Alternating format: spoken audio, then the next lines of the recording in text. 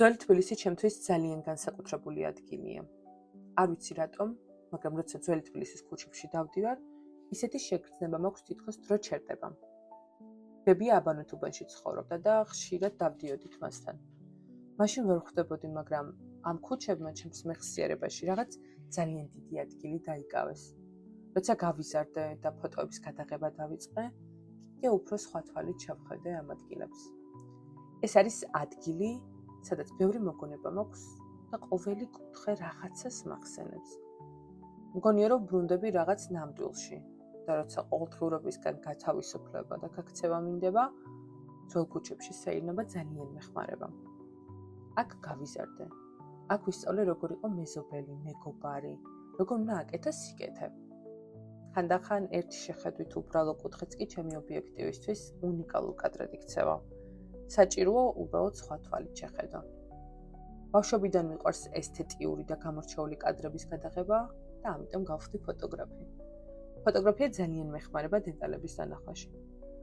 ამ ადგილას ერთი ნიჭიერი ქალბატონია, რომელიც გამორჩეულ ნახატებს ქმნის და პატარა სასაჩუქრე ბარათებსაც ხშირად მის გამყიდულობ. სიყვარულის ხიდი წყვილებისა და ტურისტებისთვის სიმბოლური ადგილია. აქვეა ძველებური კიბე, თავისი დახვეწილი დიზაინით, საიდანაც ულამაზესი ხედი იშლება ძველ თბილისზე. აქვე ახლოს არის ერთი პატარა ქუჩა, სადაც ძველი აივნები და ლამაზი ხის სახლები ჩანს. ბაზარი მეიდანზე განსაკუთრებული ადგილია თბილისში, რომელიც აერთიანებს ძველი თბილისის ისტორიულ ატმოსფეროს. მეიდანი წარსულში მნიშვნელოვანი სავაჭრო და კულტურული ცენტრი იყო, სადაც ერთდროულად ხვდებოდნენ სპარსელები, არაბები, ქართველები და სხვა ხალხები. ბაზარი გამოქვაბულს გავს, მიწისქვეშა სივრცეა თაღოვანი ჭერებით, ძველი აგურით მოპირკეთებული კედლებით და არაჩვეულებრივი განათებით.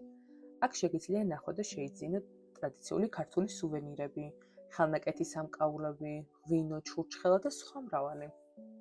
ბაზარი განსაკუთრებით პოპულარულია ტურისტებისთვის, რადგან აქ ყველაფერია, რაც საქართველოს კულტურასა და ხელოვნებას ასახავს ერთ სივრცეში. ძველი თბილისი მხოლოდ ადგილი არ არის. ეს არის მეხსიერება, სული და ცხოვრების სტილი.